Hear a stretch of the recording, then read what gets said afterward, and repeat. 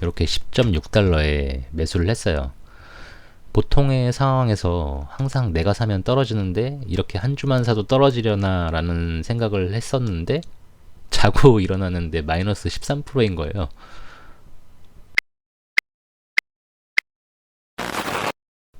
안녕하세요. 슈퍼노멀입니다. 주말이 됐으니 또 제 계좌의 한 주를 정리하면서 이야기를 나눠보겠습니다. 일단 이번 주도 분위기가 좋았습니다. 그러면서 어제 부채한도 합의안이 통과됐다는 소식이 나와서 디폴트 우려가 해소됐고 불확실성이 없어지면서 3대 지수가 상승하고 마무리가 됐습니다. 어차피 이렇게 될 건데 왜 이렇게 난리를 쳤는지 모르겠고 설마 미국이 부도날 거라고 생각하셨던 분은 안 계시겠죠? 어제 영상에서도 이야기를 했는데 어차피 투자를 하실 거면 폭락론자가 되시면 안 됩니다.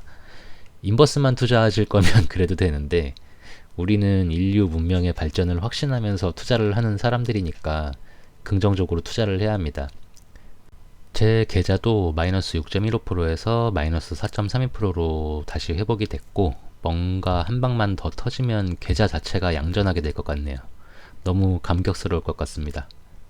3대 지수가 모두 올라서 그런가 오랜만에 마켓맵이 푸릇푸릇합니다. 빨강색을 찾기가 힘든데 여기 오른쪽 위에 18%나 떨어져서 뭔가 보니까 달러 제너럴이라고 미국판 다이소라고 하는데 실적이 안 좋아서 저렇게 나왔다고 해요. 근데 궁금해서 찾아보니까 나쁘지 않은데요?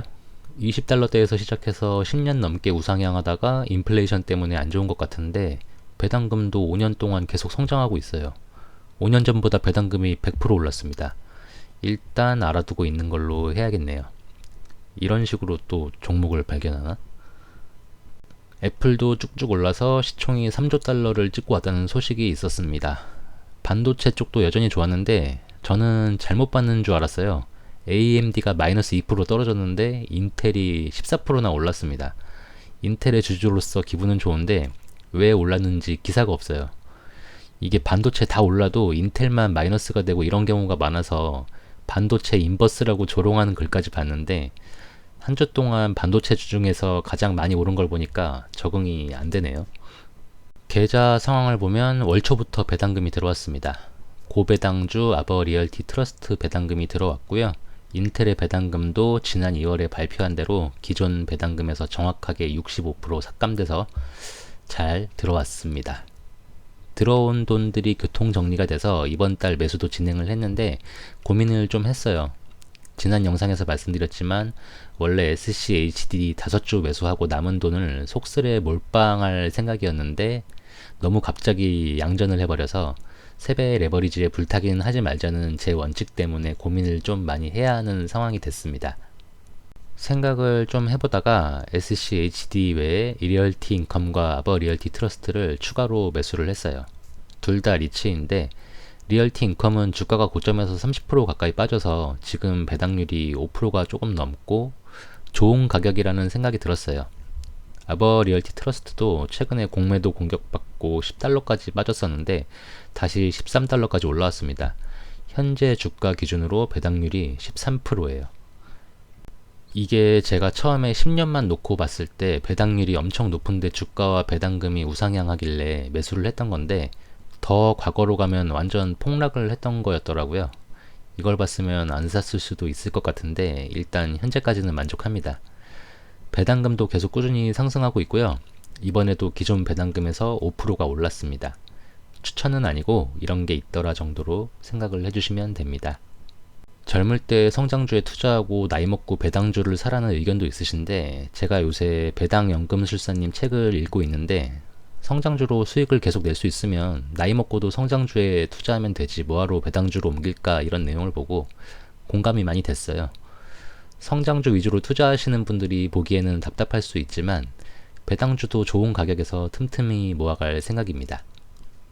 그리고 제가 자꾸 새로운 유망 종목 타령을 했잖아요. 이렇게. 그래서 인도는 투자할 거면 IND라고 ETF에 투자를 하면 될 것 같고 핵융합, 양자 컴퓨터를 계속 봤어요. 보다가 마소가 헬리온 에너지라는 핵융합 기업에 투자를 해서 5년 후에 상용화를 한다라는 기사를 받고 계약을 못 지키면 마소에 위약금을 내야 한다는 내용을 봤는데 제가 이쪽은 잘 모르지만 그동안 본 상태의 지식에서도 이게 5년 내에 가능해? 라는 생각이 들었거든요.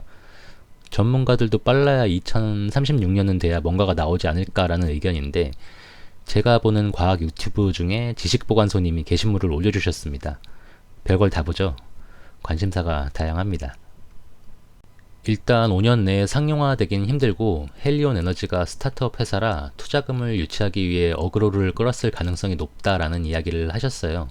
그래서 투자를 많이 받으면 위약금 정도는 아무것도 아니다 이런 것 같은데, 일단 저도 핵융합 관련해서는 아직 투자하기는 시기상조라는 결론을 내렸습니다. 그런데 혹시 또 모르죠. 스페이스X 로켓을 재활용하는 게 말도 안 된다는 이야기였던 시절도 있었던 걸 보면 헬리온 에너지라는 곳이 뭔가 엄청난 것을 갖고 있나 라는 생각이 들기도 하는데, 일단은 전 핵융합은 우선순위에서 뺐습니다. 핵융합은 잠시 안녕하고 양자 컴퓨터에서 계속 보던 아이온큐를 관심 종목에 넣어놨어요. 마침 또 아이온큐 이야기를 하니까 영상을 보신 분께서 댓글로 아이온큐는 가을바람 월드님을 추천한다고 하셔서 며칠 동안 올리신 영상을 열심히 봤습니다. 그리고 나도 미래를 보고 좀 사봐야겠다는 생각을 했어요. 아이온큐를 6달러대에서 발견을 했는데 몇 주 만에 10달러가 돼서 다시 조금 내려가면 매수를 해야겠다는 생각을 했었어요. 확인을 하려고 관심 종목으로 등록을 했던 건데, 이게 또 몇 번 눌러서 보는 게 너무 귀찮은 거예요. 저는 보통 주식 앱을 보면 그냥 계좌 상황만 보거든요. 관심 종목은 잘 안 봐요.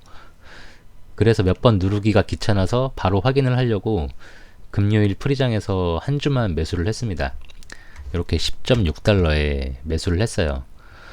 보통의 상황에서 항상 내가 사면 떨어지는데 이렇게 한 주만 사도 떨어지려나 라는 생각을 했었는데, 자고 일어나는데 마이너스 13%인 거예요.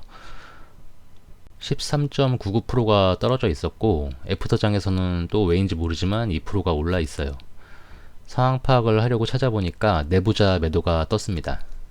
공동 창업자가 20만 주를 매도한다는 공시가 나왔어요. 가을바람 월드님도 빠르게 소식을 전해주셨고 5% 정도의 수량이라고 합니다.